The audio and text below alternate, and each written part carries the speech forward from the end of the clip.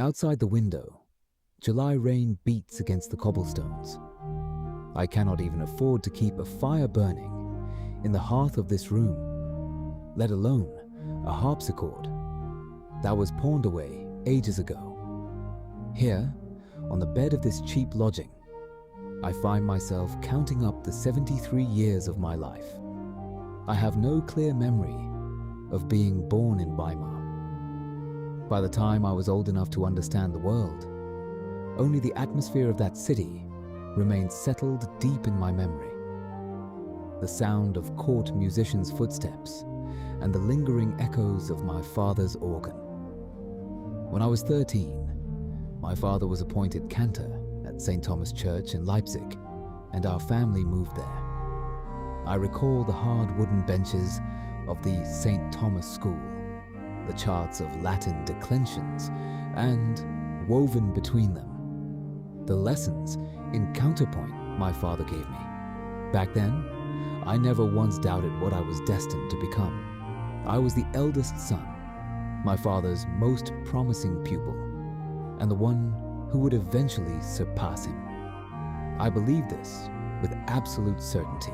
Looking back now, I realize that studying law at the University of Leipzig was not a way to leave music behind, but rather a detour that ultimately led me back to it.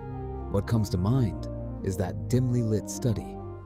Even in his final years, as his eyesight failed, my father kept his pen in hand.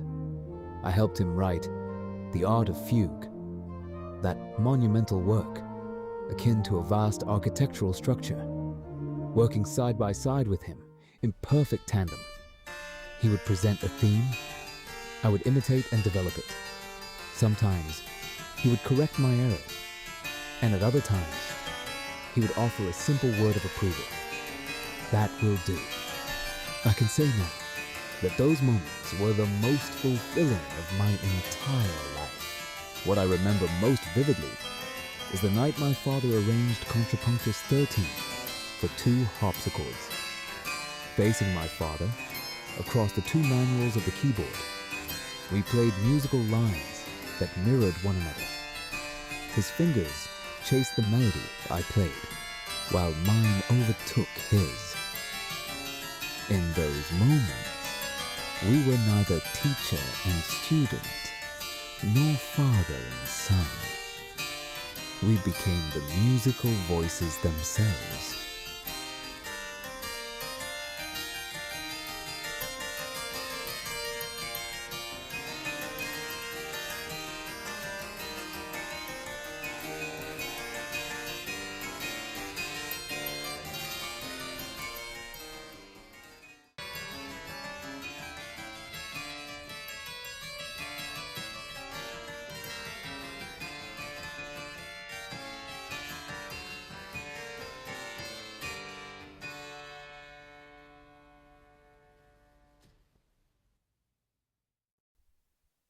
In 1750, my father passed away. How am I to speak of what followed?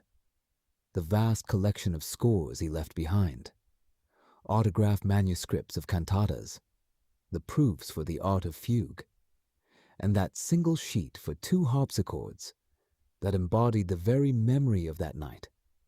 I sold them off, page by page, simply to make a living. There are some to whom I sold them, whose identities I can no longer clearly recall.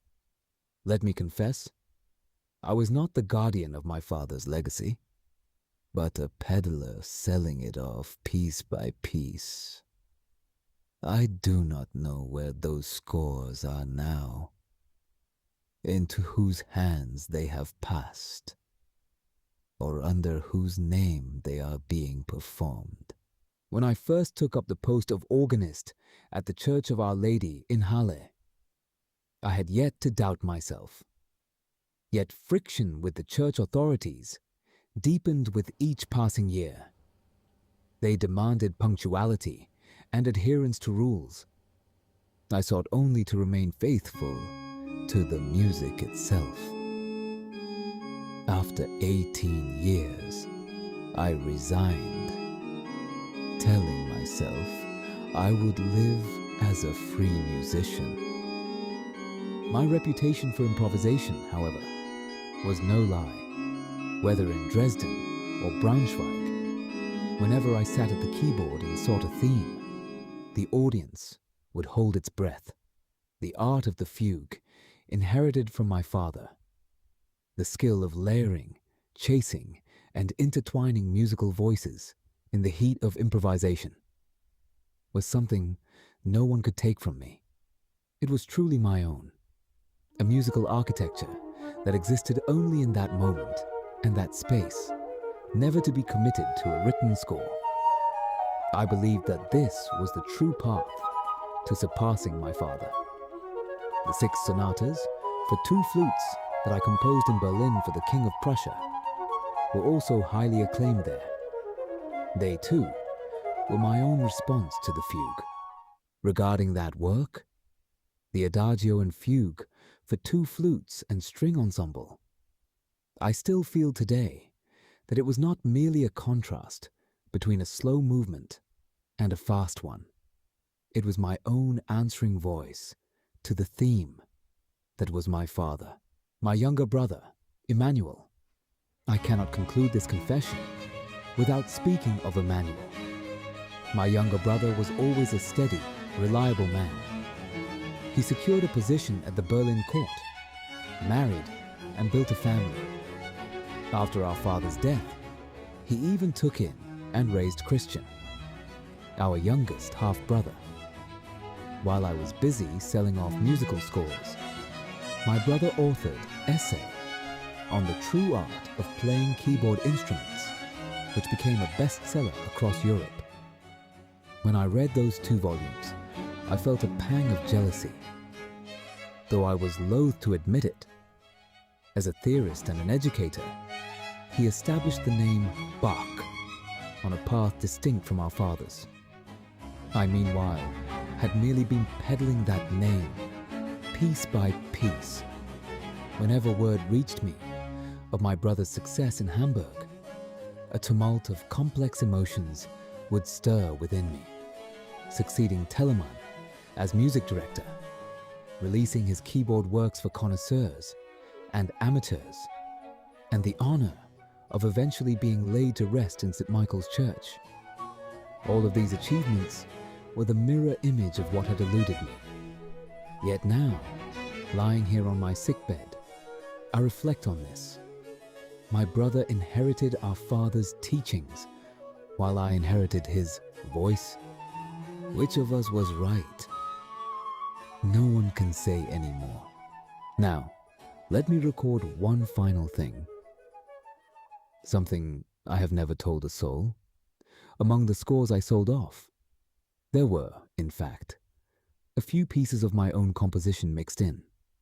There were counterpoint fragments I had added by imitating father's handwriting, a short fugue I completed using one of his themes, and, this is just between us, works sold under father's name that were, in truth, entirely my own creations from start to finish.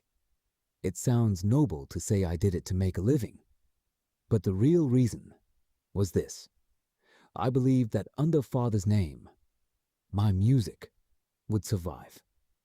For a work that might otherwise fade into oblivion under the name of Friedemann Bach would, if attributed to Johann Sebastian Bach, surely continue to be played for generations to come. It is a curious irony.